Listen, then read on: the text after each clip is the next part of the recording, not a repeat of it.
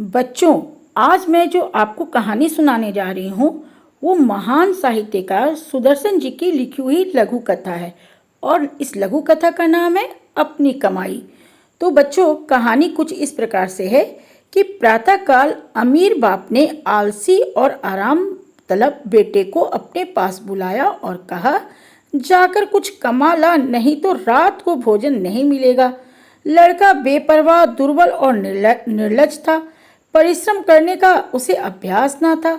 सीधा अपनी माँ के पास गया और रोने लगा।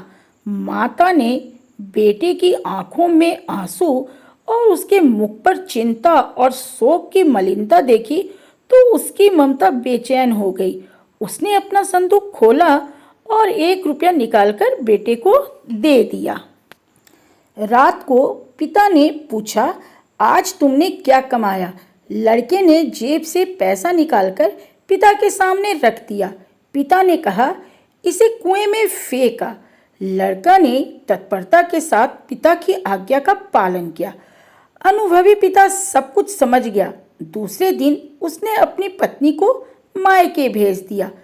तीसरे दिन उसने फिर लड़के को बुलाया और कहा, जा कुछ कमा ला, नहीं तो रात को भोजन नहीं मिलेगा।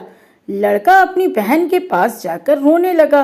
बहन ने अपना सिंगारदान खोला और उसमें से 1 रुपया निकाला और भाई को दे दिया। रात को पिता ने बेटे से पूछा, आज तुमने क्या कमाया? लड़के ने जेब से रुपया निकालकर पिता के सामने रख दिया। पिता ने कहा, इसे कुएं में फेंका। लड़के ने तत्परता के साथ पिता की आज्ञा का पालन किया और कुएं में पैसा डाल आया। अनुभवी पिता सब कुछ समझ गया। दूसरे दिन उसने बेटी को ससुराल भेज दिया। इसके बाद उसने एक दिन फिर बेटे को बुलाकर कहा, जाकर कुछ कमा ला, नहीं तो रात को भोजन नहीं मिलेगा। लड़का सारा दिन उदास रहा। उसकी आंखों से आंसू बहते रहे, परंतु आंसुओं को देखने वाला, प्यार करने वाला कोई ना था, न माँ न बहन। विवश होकर संध्या समय वो उठा और बाजार में जाकर मजदूरी खोजने लगा। एक सेठ ने कहा, मेरा संदूक उठाकर घर ले चल, मैं तुझे 2 आने दूंगा। उस अमीर बाप के बेटे ने संदूक उठाया और उसे सेठ के घर पर पहुंचाया, लेकिन उसकी सारी देह पसीने से तरबतर थी। पांव कांप रहे थे, गर्दन और पीठ में दर्द हो रहा था। रात को पिता ने बेटे से पूछा, आज तुमने क्या कमाया? लड़के ने जेब से दुअन्नी निकालकर पिता के सामने रख दिया।